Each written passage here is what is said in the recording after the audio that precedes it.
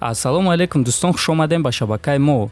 Инак муҳорибае ки бисёриҳо интизор буданд, муҳорибаи Ислам Махачев ва Дэн Хукер дар вазни сабук дар турнири UFC 267 баргузор гардид. Хотиррасон мекунем ки дар рейтинги вазни сабук Ислам Махачев дар ҷои панҷум қарор дорад, рақиби ӯ Дэн Хукер бошад дар ҷои ҳаштум. Ва пеш аз ин муҳориба бисёри мутахассисо ва ҳатто Ҳабиб Нурмагомедов гуфт ки агар Ислам дар ин муҳориба ғалабаи дурахшон ба даст биёрад, пас ӯ яке аз довталабони асосӣ барои камарбанд мешавад.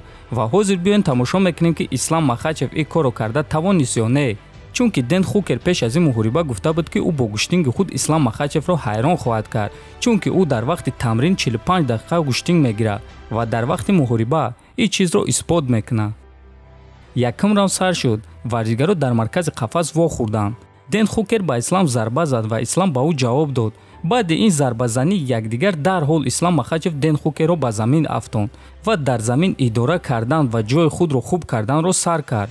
Бояд қайд кард ки Ислам Махачев ва Дэн Хукер дар назди дастаи Ислам афтиданд ва албатта ки дар он ҷо Ҳабиб Нурмагомедов ва Хавьер Мендес ҳузур доштанд ва онҳо ба Ислам мегуфтанд ки Ислам бояд чӣ кор кунад. Ислам Хукерро идора карда мавқеи худро хубтар мекард. Вақте ки Ислам каме мавқеи худро хуб кард, дасти Дэн Хукерро ба болевой приём гирифт ва баъди якчанд сония ӯ ин корро карда тавонист. Дар натиҷа Ислам Махачев аллакай дар сонияҳои якум раунд бо тариқи сабмишн ғалаба ба даст овард ва бояд қайд кард ки ин нуҳум ғалабаи пайдарҳами Ислам Махачев буд. Акнун дӯстон гуфта мешавад ки Ислам яке аз довталабони асосӣ барои камарбанди вазни сабук мешавад. Мо Ислам Махачев даста ва мухлисони ӯро табрик мекунем.